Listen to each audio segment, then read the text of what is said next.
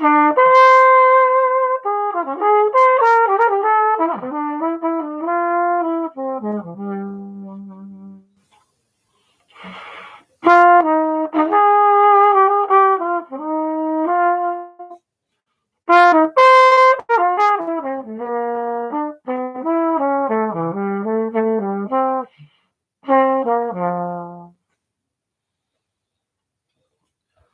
morning, everybody. So we're here after over a month of not doing these question answer videos. So welcome. I have a list, but we don't have to stick to the list. There's only one that I absolutely have to do from the list. So if you have questions you want to ask, go ahead. Let me give you a little bit of news. It's been a whole month. We haven't put out so really what's been happening is we've had a lot of gigs. And you know what? I've been telling people for years that the reason I had less gigs is because by choice, right? I'm not taking every gig that comes up anymore. I have certain parameters that the gigs have to fit into, right? Number one is that it has to pay enough. So, and it just turns out that this year a bunch of gigs came in that fit those parameters, and I've just been so busy. On the days that I don't have gigs, I have to a bunch of students to make up that I didn't do when I was doing the gigs. So, but what that means is that the books kind of slowed down a little bit. They're closer and closer and closer to being published. But it's just taking a little bit longer than we thought because of the gigs. Speaking of gigs, I'm playing tomorrow with the Woodland Symphony Orchestra. I'm actually playing principal trumpet. I did the same thing last year.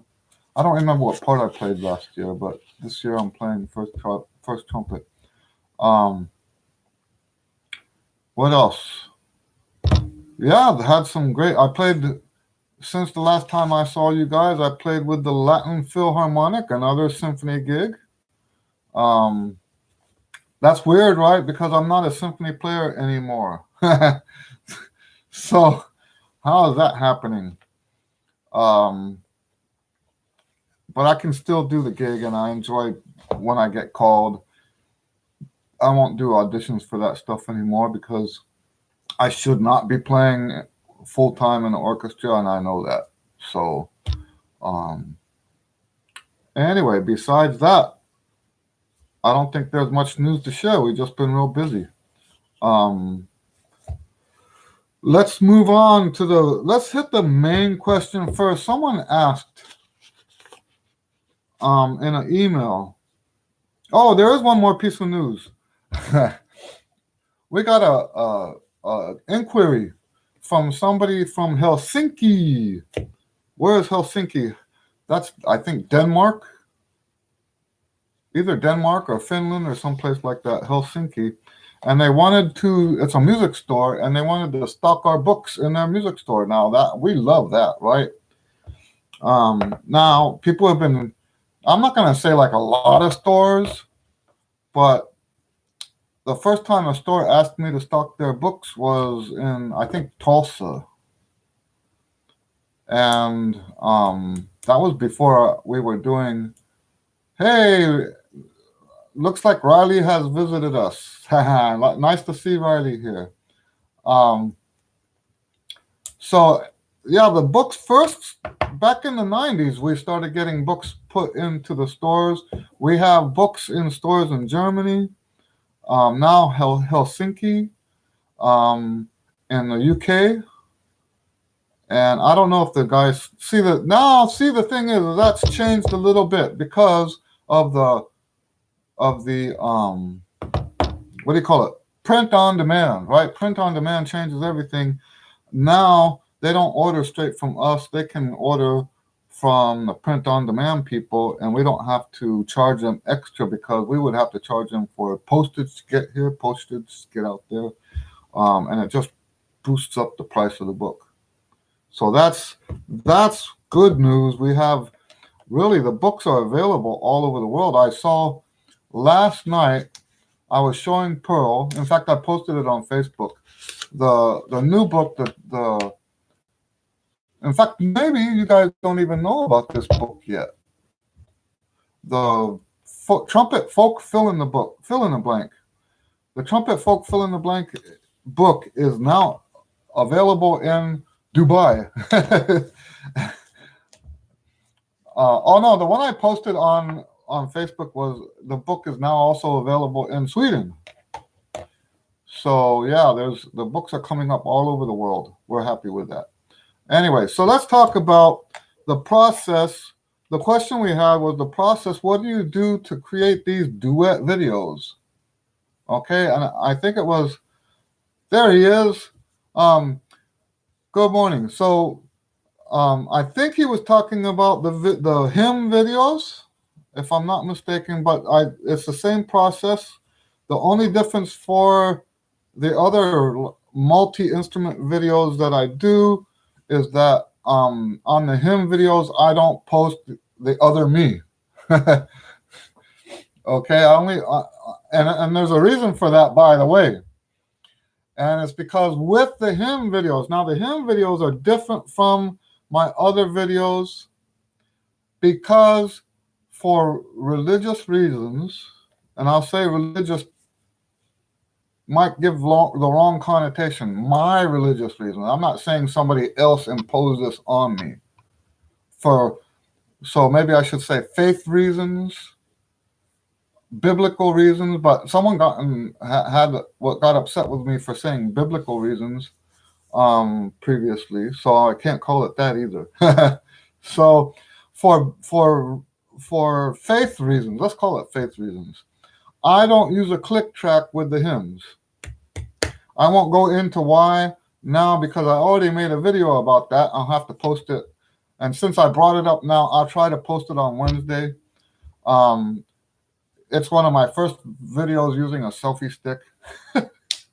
So I'll put that up. I was early to a gig and it was too dark in the garage. So I went out and used the selfie stick and talked to you guys about why I don't use a click track on the hymns. So now that I've said it, I'll put it up on Wednesday, if I remember. Let me write that. All right, I'm just going to put a note to myself real quick so I don't forget to do that. Okay, now, the process is that the first thing I do, okay, let's talk about before the process. I'm sorry. The equipment. All you need is a recording interface, a microphone. This is the way I do it. I know people can do this with their phone. I don't know how that works. I can't imagine it can be as good as what I'm doing. Okay. So you have to have an interface. I'm going to unplug my interface so you can see it. You can't buy this anymore unless you buy it used, but this is my interface. Okay. It's a M-Box that you can still buy M-Box. You can't buy this one. And the reason why, there's kind of a story that goes with that. The reason why you can't get this anymore is because of Windows 10. Okay. And I bought the computer I'm talking to you on right now so I could upgrade so this would be better. I should have read before I did that. This thing won't work on Windows 10. So I'm still running the old computer. I've got two computers up here. The one on the right is the one I'm talking to you on. The one on the left is just for running my M-Box. So you need to have something like that. It's called a digital interface, a recording interface. It basically takes your analog signal from your microphone and converts it into digital information. You have to have one of those to do what I do. Okay, it doesn't have to be an M-Box. There are better options today than an M-Box. Okay, the new inbox I think is very expensive. So now you also have to have on your computer some software. Okay, you have to have software that can process the data, and so like I use Pro Tools. The only reason I use Pro Tools is because it came with the inbox. So that kind of I actually got a real good deal on that. Now that I look at what they're charging nowadays for all that stuff, I got a great deal. Um, so anyway, then you have to have a microphone, and I strongly recommend a condenser mic. There's different kinds of microphone. Condenser mic. Am I saying that right? Let me show you my mic.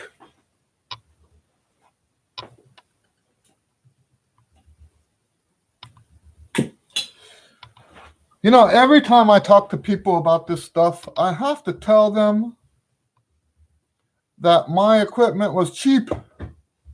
Okay, I found what I could, and I did what I could with what I found. I'm not connected to the industry, the people who sell this stuff. I'm in no way connected to that. I'm not going to tell you to spend a lot of money. Okay? You can make this work without spending a lot of money. This is a wonderful microphone. Okay? Oops. This is a wonderful microphone.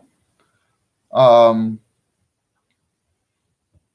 got it about a third of the price because someone on eBay was selling it used. And now I have this policy. I've had this policy since before the internet. I don't like to buy used electronic equipment because when you're, electronic equipment, you buy it used, there's no way to test it to make sure that there's nothing wrong with it. Whatever's wrong might be creeping somewhere in the corner. I took a chance with this and went against my policy and bought this used. And it was actually ended up being a great deal. It's professional quality, and I didn't spend professional money. Okay, so anyway, and so yeah, once you have the equipment, the next part of the process is to do the recording. Now, there's different ways people do this. You could do one way or you could do the other way, right? In fact, I won't even go into that. Never mind, I said that. Let me just say this. I try to be as honest as possible, and I mean musically honest. Okay? So, for example, I will not fix. So what you hear when you see me live on the video is the real thing. And I'm going to tell you, because you don't know this, a lot of you don't, maybe some of you do, but I'm talking to you as if you don't. Most of the videos you see, I mean, it's kind of obvious, isn't? You see the woman on the beach and she's got a nice dress on. That's not possible, right? Okay, there's a beach with waves right there. That's not possible. Okay, but we don't think about that. We look at the beautiful woman on the beach playing the trumpet, and we say, "Oh, how lovely!" Right? That's not real. And I can tell you quickly how they do that. I believe I won't say it's unethical or even immoral, but it's not completely on the up and up. Okay? I think the way they do it, or this is the way I would do it if I was doing that, is they play the recording they previously made. behind them on the beach where the camera can't see the speaker, and they play along with themselves. That's how I would do it. That way the timing is exactly right. And you could get later the video to match up with the fingers. Because if you don't do that, then the fingers in the video are not going to match. Okay? So that's how I would do that. I don't do that because I want what you hear to be actually what's coming out of my belt. I want it to be 100% honest. Okay? So I don't patch stuff that you can see me on. Now, talking about why I don't put both parts on the hymns, there's no click track. That means that second part, I have to keep doing sections of it over and over to get it to match the first part. It's impossible for me to play perfectly with. In fact, I don't try to make it perfect, but there's some times where it's like half a whole beat off. Okay, so for me to get anywhere close for that, for the hymns, I have to. There's no way the video would ever match up. All right, so that's why it's like that, because I'm not using a click track, so that second part is not possible to make it natural. The way the video is with the first part. So what you're hearing with the first part is 100% honest. It's not possible to be 100% honest because the whole point of not using the click track is so that there's that freedom with the tempo. Right? So anyway, you make the recording while you're doing the video. If you're doing one that both, so let's say we're doing a duet. If you're doing one that both versions of you are visual, then you're going to do a second recording, second video, and now you have 4 raw files. Okay? You've got the raw video for the first part, raw video for the second part, raw audio for the first part. Oh, okay, that's not actually true. Because before we get to that stage, before we get to the okay, we'll stick with that. Raw audio and raw audio, raw video. The first step now is to combine the 2 audios. That's called in the music world, we call that mixing. Okay, so you mix it so that one file comes out. And there is an art to mixing. I'm not going to say I'm any good at it. The more I do this, the more I look back at the old stuff and it's like, ugh. But you learn, right? You learn from your mistakes.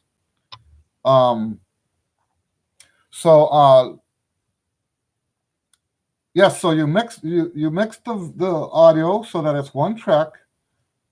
Then you mix. So I have to put, because it's 2 different computers, I have to now export from this computer the audio to this computer because I do all the editing here.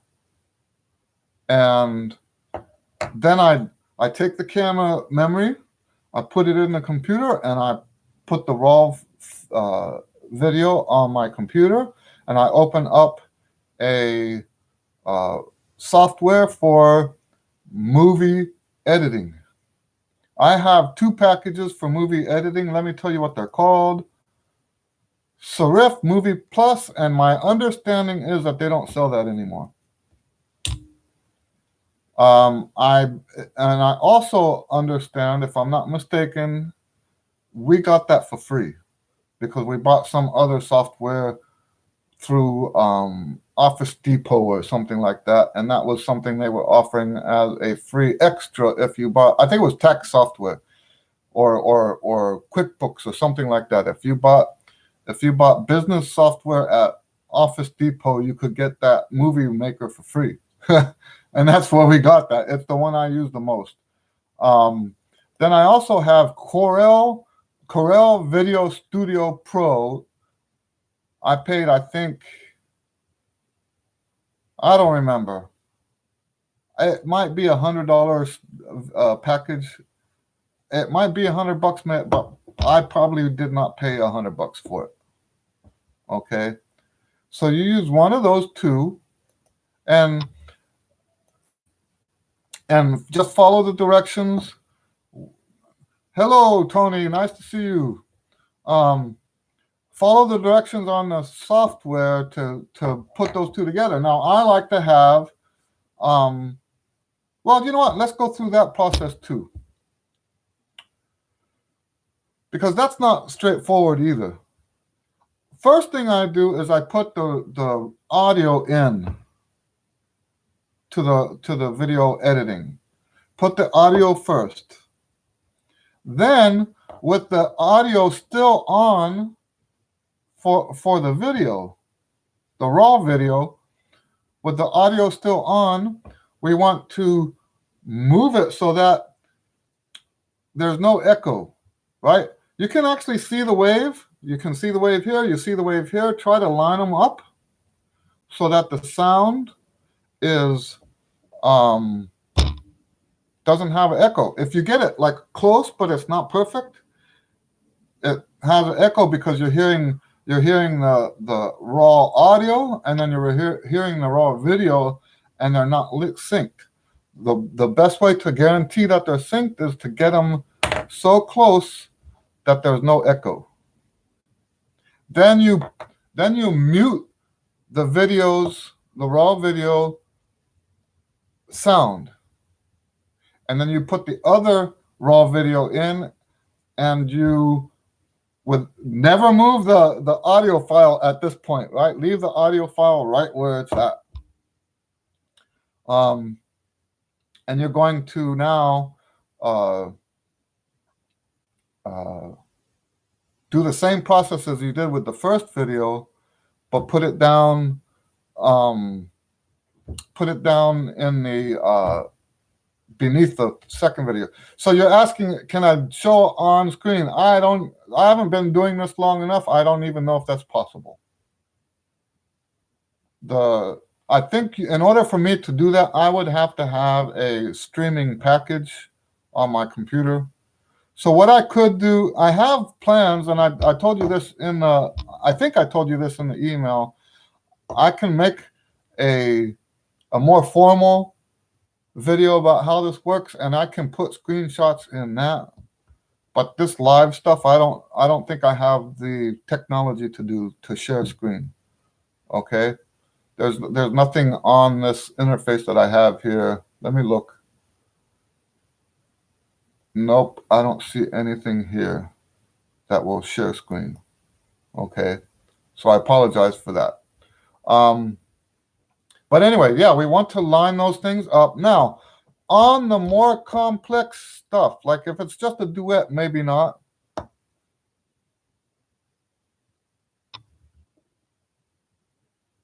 That's right. That's right. Okay. He's saying you'd have to have a video switcher, but I get what you're saying. Okay. Now,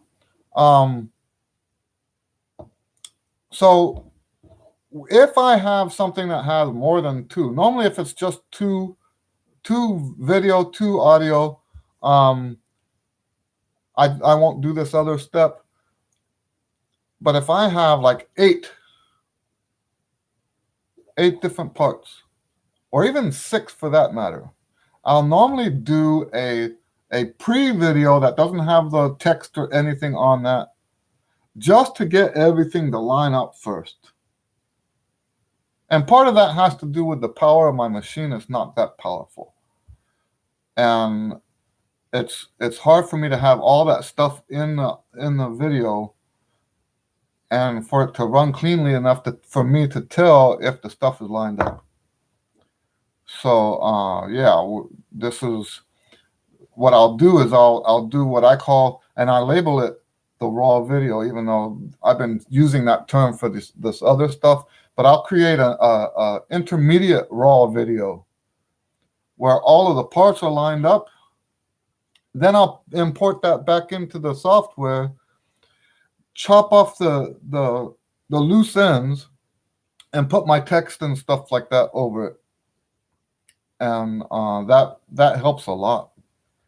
That helps a lot to simplify the process. But yeah, that's how I get what I have.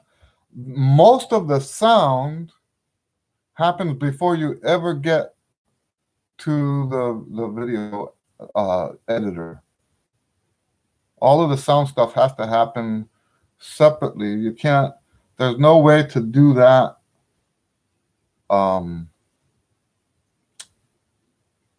after the fact. Okay, so really, in a sense, it's all kind of fake. Really, it's just how fake do you want to make it? Okay, like for example, if I have a cracked note, I don't fix the cracked note. I really am into this honesty thing, musical honesty. I don't want, because you know what, the whole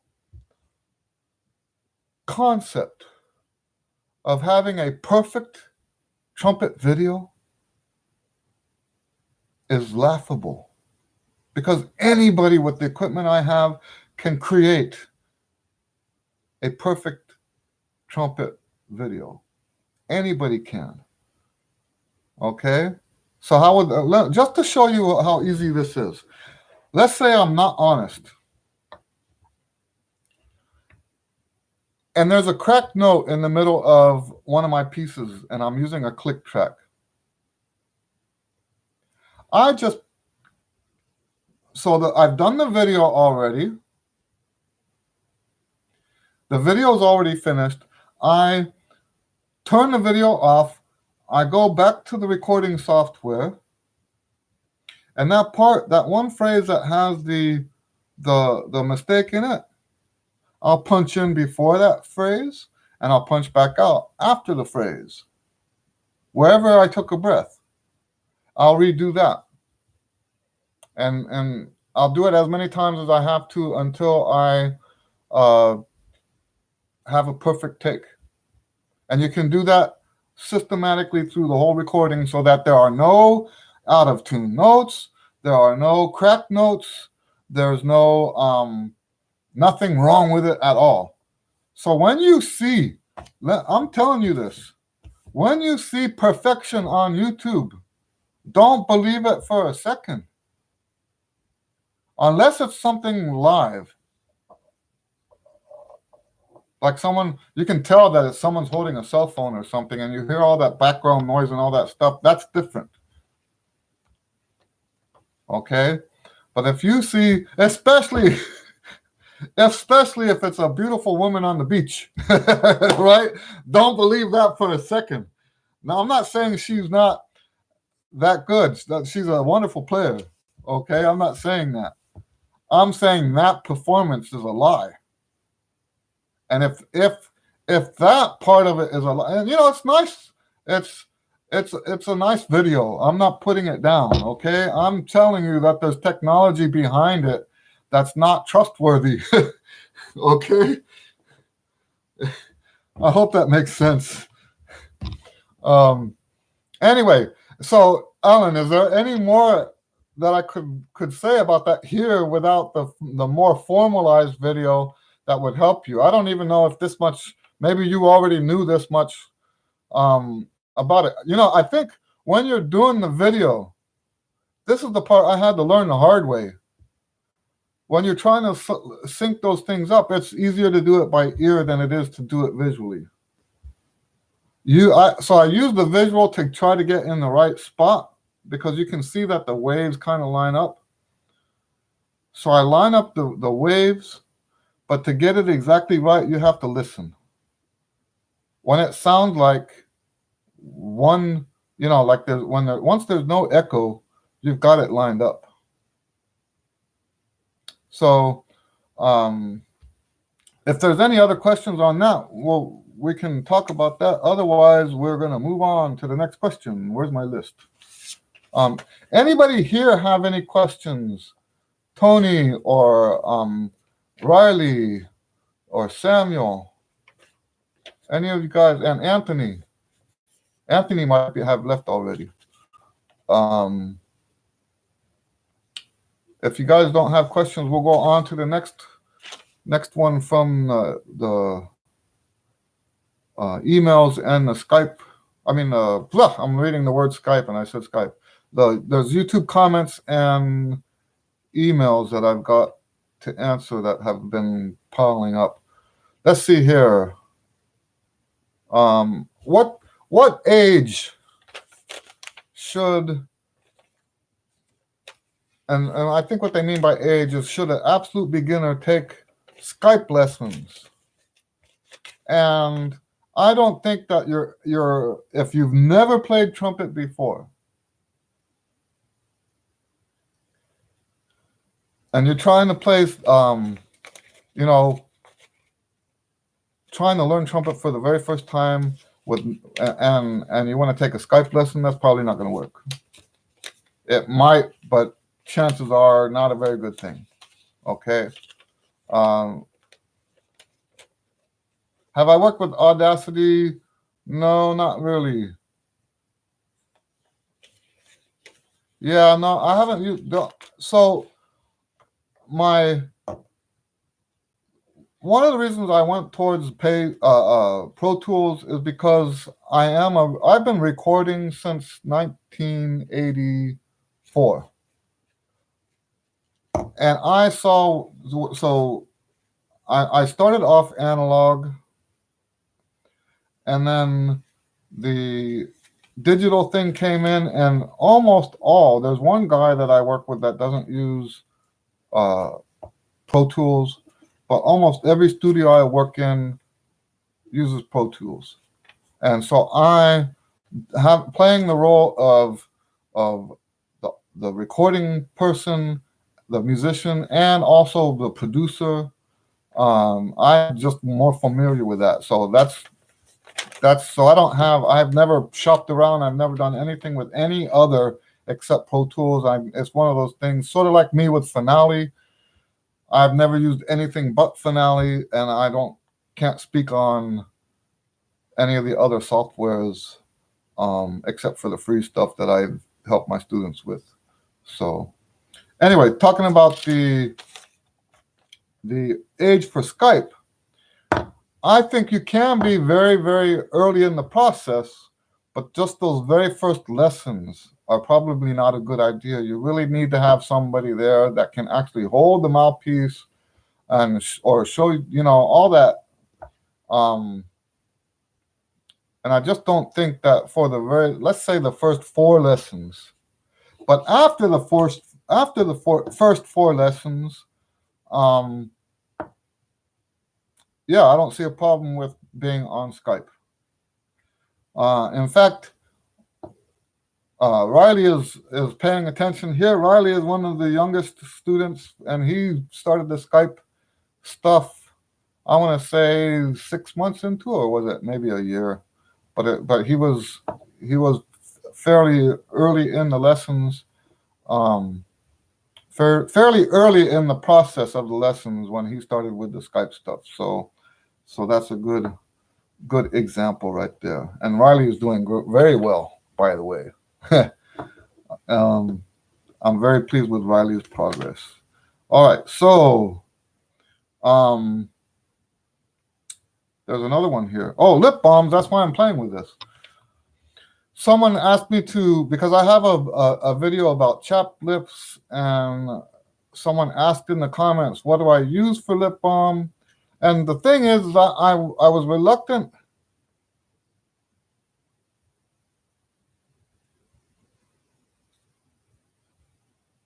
So you avoid latency. The software induces by recording tracks separately. And okay, so you're talking within the audio part.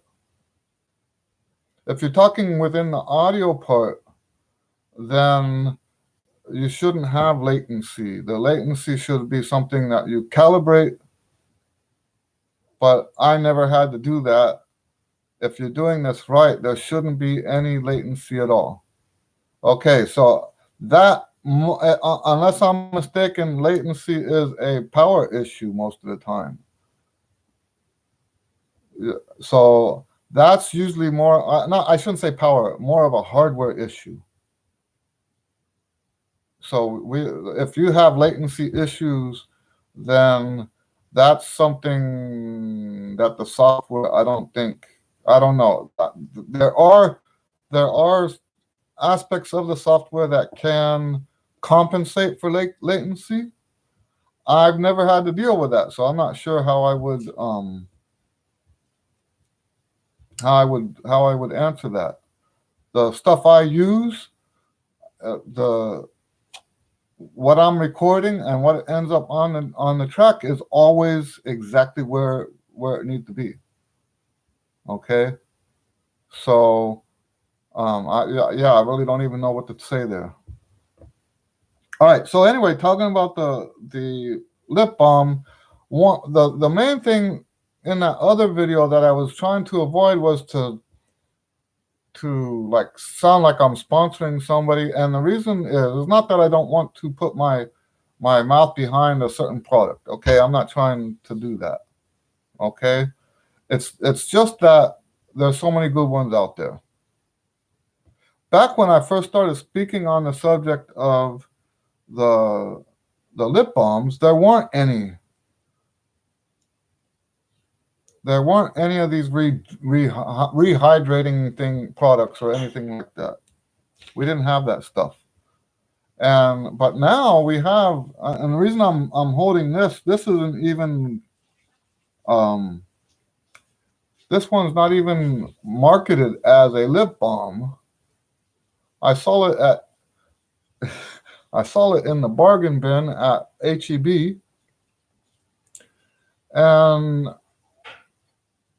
I looked at the instructions. Use it daily under the eyes as a lip balm, dry spots, stuff like that. So it's supposed to be just a moisturizing stick. Cocoa kind. I bought two. This one's the matcha, and the other one is turmeric. And the point I'm making, I'm not suggesting you should get this. I'm telling you, there's hundreds of these out there now.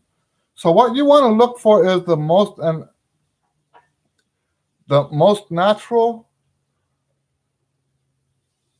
But then natural, camphor is natural too. So we don't want camphor in there. But the base needs to be something like shea butter or beeswax, something along those lines, something that is actually not petroleum based. That's what I mean by natural. I shouldn't have said natural. That gives some connotations that I don't care to promote. What we're looking for is something that's not petroleum based. Okay.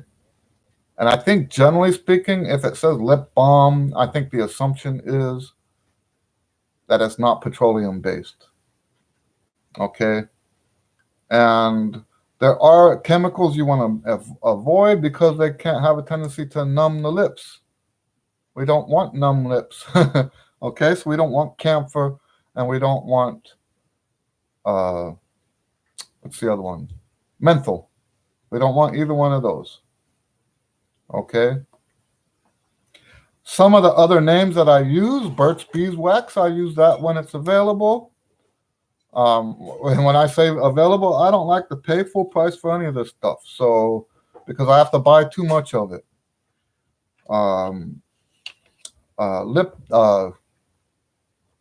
What is it? Burt's Bees. There's the Neutrogena stuff. That's the first one I used. That's the one I used to promote, actually, was the Neutrogena. I think actually today that Burt's Bees is better. And it used to be that I would tell people to not do chapstick. But now chapstick actually has a lip balm that doesn't have all that petroleum stuff in it. Okay, so there's a lot of good products out there today, and I don't want to emphasize one over the other. There are some that are that made specifically for trumpet players, and I'm not interested in that. I haven't. Oh, by the way, one of my students' parents gave me some lip stuff from Avon, and that was actually very good too. That was good too. How do you treat a problem of cracking the first note? The beginning of a playing often gives me that issue. Yeah, so that can be a number of issues. I'll come back to that real quick. So about the lip balm, a lot of the stuff out there is good. Okay, I don't promote any one product. I just look to make sure it's got the ingredients I'm looking for. Okay, we want something that will hydrate you and keep that going. Now, that's a great question. Cracking the first note has to do, like, it can be a lot of different issues. It can be your breathing. Let's start with breathing first. If you're breathing in a way that creates body tension, unnecessary body tension, you're more likely to crack a note. This is how I figured this out. I was playing, practicing this is back when I was still trying to be an orchestral player. I was practicing the backstage solo of Pines of Rome.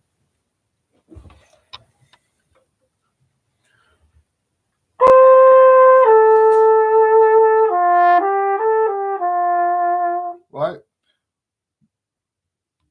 And there's this part in the middle of it that goes.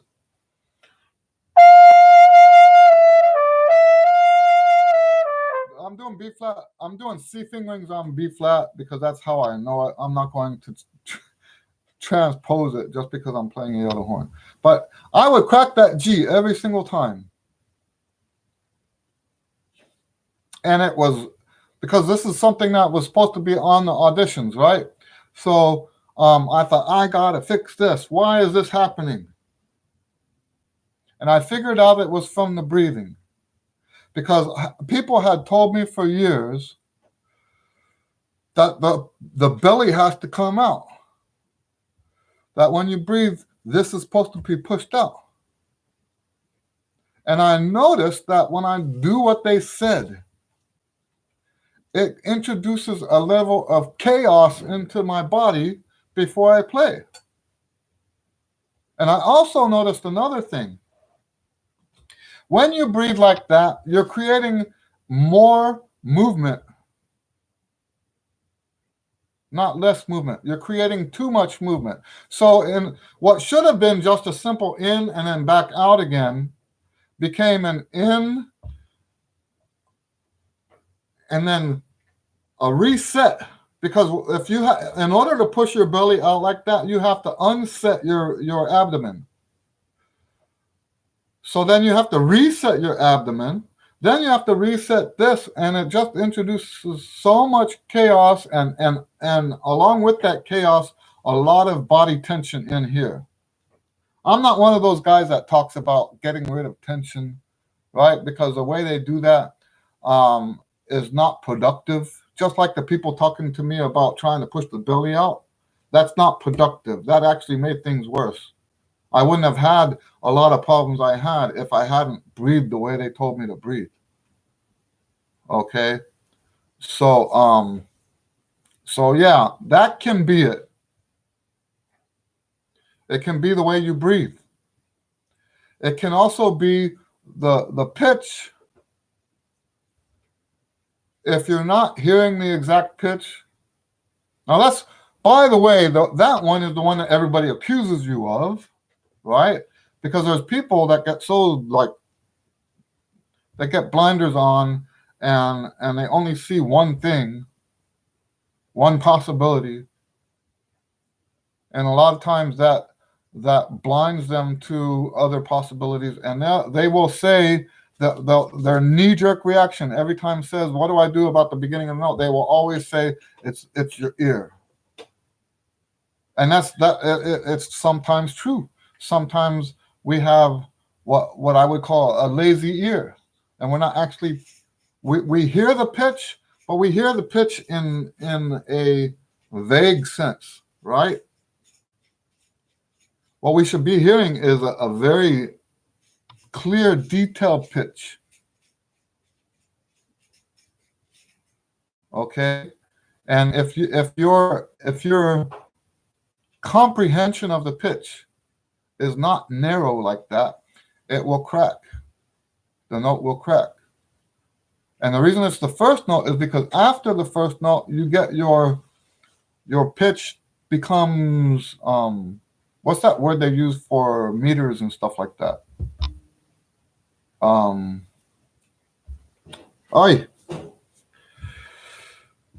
Synchronized or something like that. That's not the word either, but it's something like, once you get going, you can hear the pitch more cleanly. So that's another thing. That's the second thing that could cause it.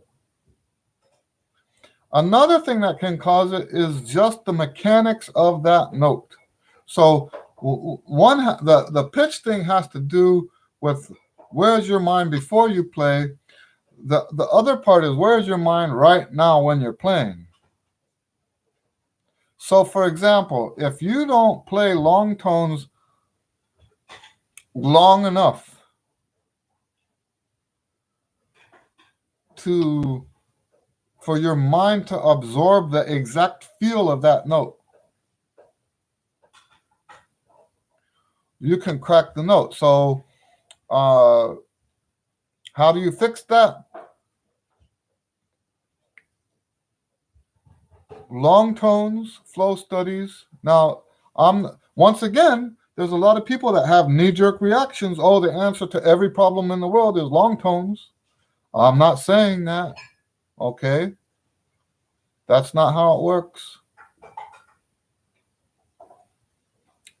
In this case, the long tones help your body to feel that note so that later when you hear that note, see, that's the first step. Remember, you have to hear it first. You hear that note, but now the body, if you do long tones, so let's say hypothetically, I remember I was playing, this is all long ago, because I struggled with what you're talking about. I struggled with that all through the 80s and into the 90s. And there's this one time I played with an orchestra. It was one of those community orchestras here in Houston. And I was playing one of the, I think second part, but it was on, what's that? Tchaikovsky's,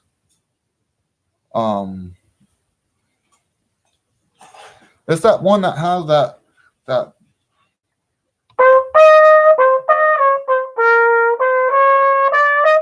Capriccio Italian. It was Capriccio Italian. And I remember that we had Fs. And I couldn't play the F without cracking it. And it was like only the F. And I think what the problem was with that. Oh, by the way, this is another. So we'll add a third one, okay? A fourth one, I mean. We're on number 3 now. I'll try to not forget the third one, the fourth one.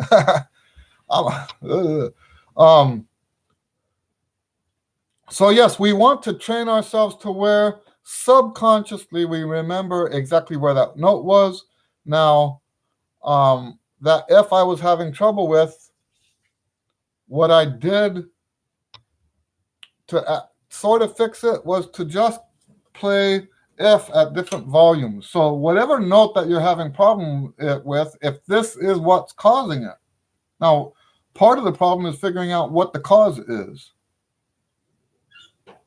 And that reminds me, I think it helps to know whether the crack is going up or down. If the crack is a crack, if you crack the note up, then that means something entirely different from cracking the note down. Okay, that's part of the diagnostics of this. Okay, So to get that F to be more reliable, you want to do something that has you playing that F more often.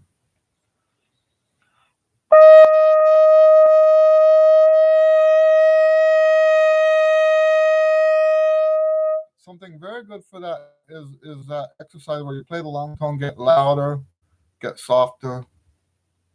That's going to help your body, your mind remember exactly the position that your lips have to be. You know, it's a very complicated thing, right? Playing the trumpet is very complicated, and the reason notes crack is because you're not getting it all right.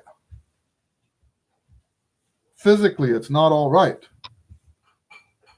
And and by the way, what I'm teaching you right now is actually Caruso. Okay? This is stuff that I learned indirectly from Caruso through and we've talked about this before on these chat videos. What Bob Finley, through his book, I learned about this. Okay, you want your body to experience that note long enough that it can remember. Now, there's one. I have to wrap this up now because I do have a lesson in 9 minutes. There's a fourth thing that can make you crack notes. I figured this out much later in my life, out like only 10 years ago, 15 years ago. If you introduce into your playing articulation, so like I gave that example of Capriccio Italian, right? You're now triple tonguing on the beginning of that, right? That adds resistance, and you are more likely to crack a note that you tongue harder if you don't normally tongue hard. You're more likely to crack a note if you play louder and tongue hard, because you're changing the resistance. So if you introduce now more resistance by tonguing, so one way to know if that's happening to you is to look at the stuff that is cracking. Is it just a single note? Are you going da, right? Or is it going da da da da da? If you're tonguing the note, the position of the face, the tension in the lips, the position of the tongue, all of that stuff has to open up a little bit to compensate for the resistance that's created by the articulation. Okay? So that's 4 things, and I'm sure there's more. So a cracked note is not such a simple thing. This is why, by the way, and I'm going to just say this before I sign off here, okay? This is why I can't stand. In fact, I even have that written here.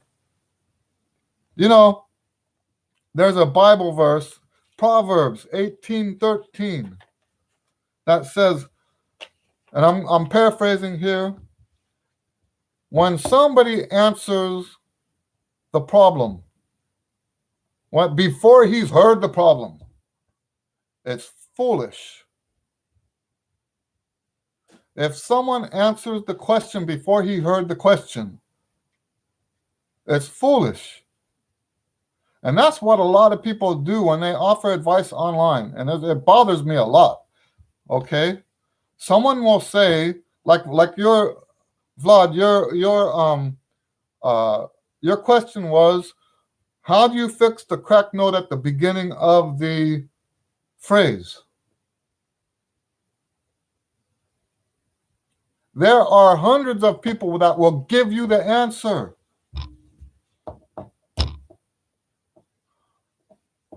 And that makes me mad. And what makes me even more mad is if you listen to them, right? Don't listen to them. I just gave you 4 examples of things that couldn't be, that it could be. They don't know which of those 4 it is. And I'll bet you $5 there's got to be more than just 4. Okay? That's the 4 that come to my mind off the top of my head. There can be other things that also cause it. Nobody can tell you why you are cracking the notes. You take the information that I give you, you go now figure it out.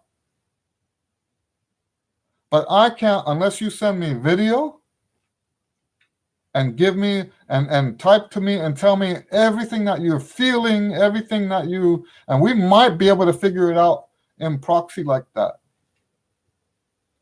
That's another one, A&D ointment. That's right. That's a good one for the lips. I've heard people use that. I've never used it, but people use that.